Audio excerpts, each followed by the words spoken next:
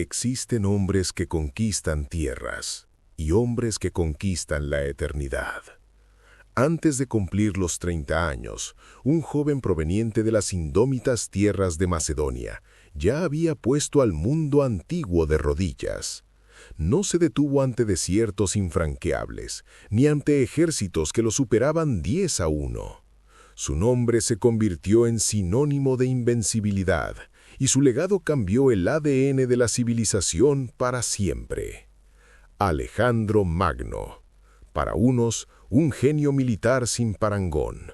Para otros, un visionario con delirios de divinidad que arrastró a miles a la muerte por un sueño de gloria personal. ¿Cómo pudo un solo hombre unir a Oriente y Occidente bajo una misma lengua? ¿Qué fuego ardía en su interior que ni el frío de las montañas del Hindu Kush, ni el calor de las arenas de Egipto pudieron apagar? Hoy, en Archivos del Tiempo y la Actualidad, abrimos el expediente del conquistador más grande que la humanidad ha conocido, desde la sombra de su padre Filipo hasta el momento en que se convirtió en el amo de Asia. Prepárate para entrar en la psique de un hombre que no buscaba súbditos, sino la inmortalidad. Esta es la crónica de Alejandro, el hijo de Zeus. Sangre y mito. La infancia de un rey. Alejandro nació en Pella, el año 356 a.C., bajo un cielo cargado de presagios. Se decía que el mismo día de su nacimiento, el templo de Artemisa fue consumido por las llamas porque la diosa estaba demasiado ocupada asistiendo al parto del futuro rey. Su madre, Olimpia, era una mujer oscura y mística, devota de los cultos a Dioniso, que dormía con serpientes en su cama y le susurraba al pequeño Alejandro una verdad peligrosa. Tu padre no es Filipo de Macedonia. Tu verdadero padre es Zeus Amón, el rey de los dioses. Esta dualidad marcó su infancia. Por un lado, la brutalidad política y militar de su padre biológico, Filipo II, quien transformó a Macedonia de una nación de pastores en la máquina de guerra más perfecta de la historia, la Falange. Por otro lado, la mística de su madre que lo convencía de que él era un nuevo Aquiles, destinado a superar a sus antepasados. A los 13 años, Filipo buscó la mente más brillante del mundo para pulir el diamante en bruto de su hijo. Trajo a Aristóteles. Bajo la sombra de los olivos, el filósofo le enseñó a Alejandro medicina, ética, política y, lo más importante, le inculcó la curiosidad por el mundo desconocido. Mientras otros niños jugaban, Alejandro domesticaba a Bucéfalo, un semental indomable que se asustaba de su propia sombra. Alejandro entendió lo que nadie más vio, el miedo del caballo.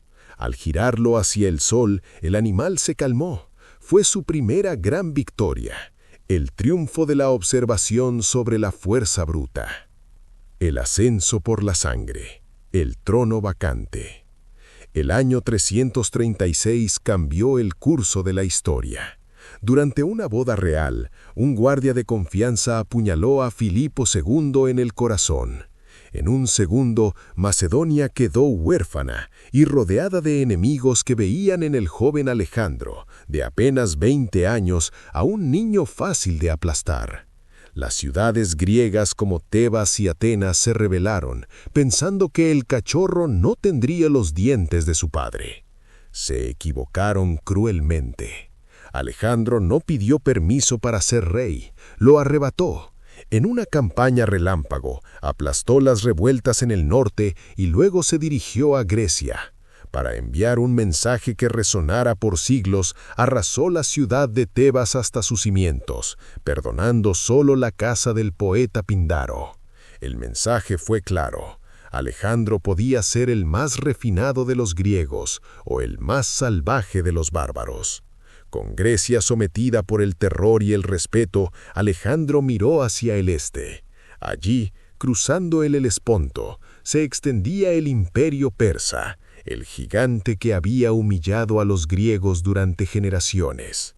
Alejandro no quería una guerra de defensa, quería una guerra de conquista total. Con apenas 35.000 hombres y una deuda masiva en sus arcas, se lanzó contra el imperio más grande del planeta. Al desembarcar en suelo asiático, clavó su lanza en la arena y declaró: «Acepto Asia de manos de los dioses».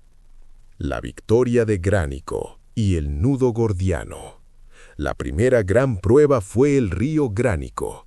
Los sátrapas persas lo esperaban en la orilla opuesta, en una posición defensiva superior.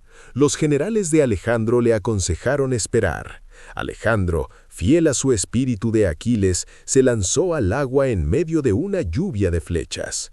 Estuvo a punto de morir bajo el hacha de un persa, pero fue salvado en el último segundo por Clito el Negro. La victoria fue un tronido que sacudió los cimientos de Persépolis. Alejandro no solo ganaba, humillaba. Luego llegó a Gordio. Allí se encontraba el famoso nudo gordiano, un enigma de cuerdas tan intrincado que la leyenda decía que quien lograra desatarlo se convertiría en el señor de toda Asia. Muchos lo habían intentado con paciencia y fracasado. Alejandro, con la impaciencia de un dios, desenvainó su espada y de un solo tajo cortó el nudo. Fue una declaración de principios. Si el mundo no se desataba para él, él lo cortaría con su acero. Pero el verdadero desafío lo esperaba en Isos. Por primera vez se enfrentaría cara a cara con el rey de reyes, Darío III. El ejército persa era tan vasto que sus hogueras nocturnas parecían un nuevo firmamento. Sin embargo, en el estrecho campo de batalla, la masa persa se convirtió en su propia prisión. Alejandro identificó el carro de Darío y cargó directamente hacia él.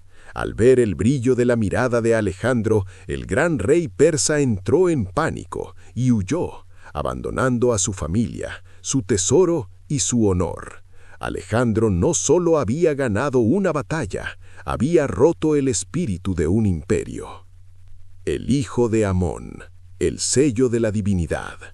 Antes de perseguir a Darío hacia el corazón de Asia, Alejandro hizo una parada que definió su mística: Egipto.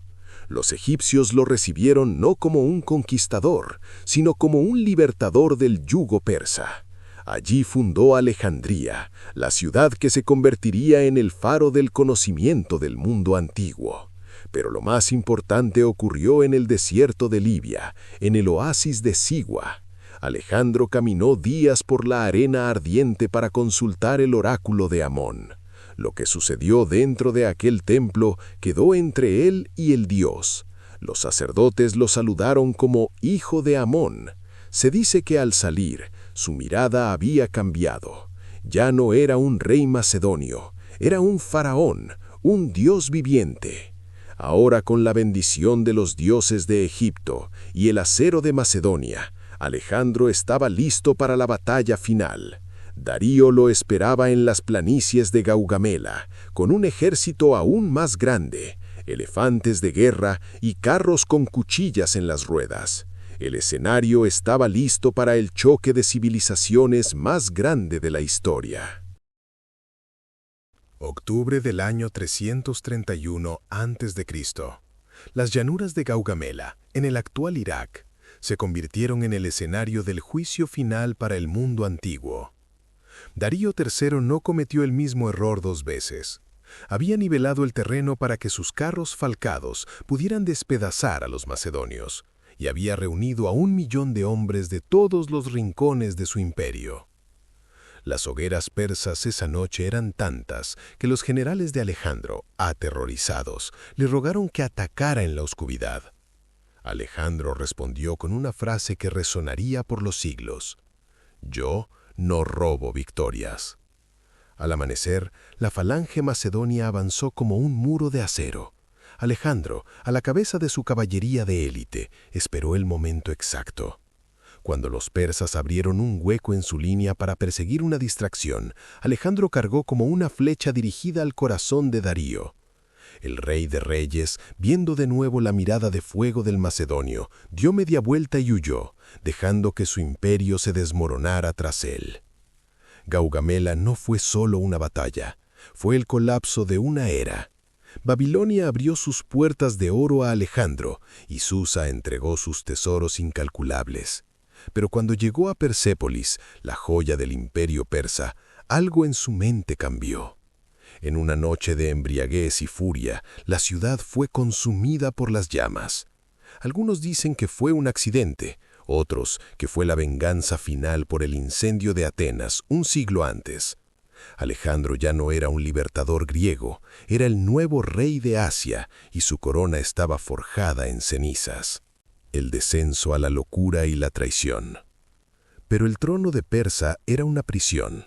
Alejandro empezó a adoptar las costumbres orientales, se vestía con sedas persas y exigía que sus generales se postraran ante él, un acto llamado prosquinesis, que los macedonios consideraban una blasfemia. La brecha entre el rey y sus hombres empezó a sangrar. La paranoia se instaló en su tienda.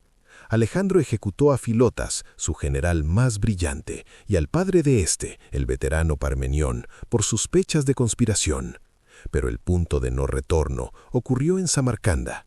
En medio de un banquete regado por el vino, Clito el Negro, el hombre que le había salvado la vida en el Gránico, le echó en cara que su gloria se debía a su padre Filipo y no a su supuesta divinidad. En un arrebato de furia ciega, atravesó a su mejor amigo con una lanza. Al ver el cadáver de Clito, Alejandro se sumió en un silencio de 3 días, negándose a comer. Había matado a su pasado para asegurar su futuro. Para unir a su imperio, se casó con la princesa bárbara Roxana y obligó a miles de sus soldados a casarse con mujeres persas en las famosas bodas de Susa. Alejandro ya no era uno de ellos, se había convertido en un híbrido, un dios solitario que solo encontraba paz en el rugido de la batalla. El borde del mundo, el Hindu Kush y Poros. Su ambición lo llevó donde ningún mapa llegaba. Cruzó las montañas del Hindu Kush, donde el aire es tan fino que los hombres morían por falta de aliento. Alejandro quería ver el océano que rodeaba el mundo. Entró en la India, enfrentándose a reinos que luchaban con monstruos que sus hombres nunca habían visto, los elefantes de guerra del rey Poros. En la batalla del río Hidaspes, bajo una lluvia monzónica que no cesaba, Alejandro logró su victoria más costosa. Poros luchó con tal nobleza que Alejandro lo dejó en su trono como aliado. Pero algo sucedió en las orillas del río Ifasis. Sus veteranos, los hombres que habían caminado 18.000 kilómetros durante 8 años, se sentaron en el suelo y lloraron. Se negaron a dar un paso más. Por primera vez, el conquistador fue conquistado por la voluntad de sus propios hombres. Alejandro se encerró en su tienda, furioso, pero finalmente cedió. El regreso a través del desierto de Gedrosia fue un calvario de sed y hambre que decimó a su ejército más que cualquier batalla. Alejandro caminó junto a ellos, vertiendo en la lona el poco agua que le ofrecieron, compartiendo el sufrimiento de sus soldados. El semidios volvía a ser hombre, pero el precio de su regreso sería su propia vida.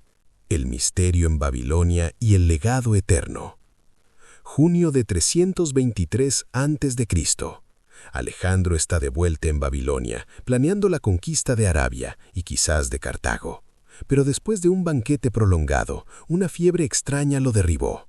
Durante 12 días, el hombre que nunca había perdido una batalla luchó contra un enemigo invisible. Sus generales, desesperados, desfilaron frente a su lecho. Alejandro, ya sin voz, solo podía saludarlos con la mirada. Cuando le preguntaron a quién le dejaba su imperio, susurró sus últimas y más destructivas palabras: «Al más fuerte». Murió a los 32 años. Su cuerpo, según los cronistas, no se descompuso durante días, alimentando el mito de su divinidad. Su imperio fue despedazado por sus generales durante décadas, pero el mundo nunca volvió a ser el mismo. Alejandro esparció la cultura griega hasta las fronteras de China, creando el período helenístico. Murió por malaria, por exceso de alcohol o por un veneno lento preparado por sus propios soldados cansados de su locura. El archivo de su muerte sigue abierto. Lo que es seguro es que Alejandro no buscaba gobernar, buscaba ser recordado. y hoy, miles de años después, seguimos pronunciando su nombre con asombro.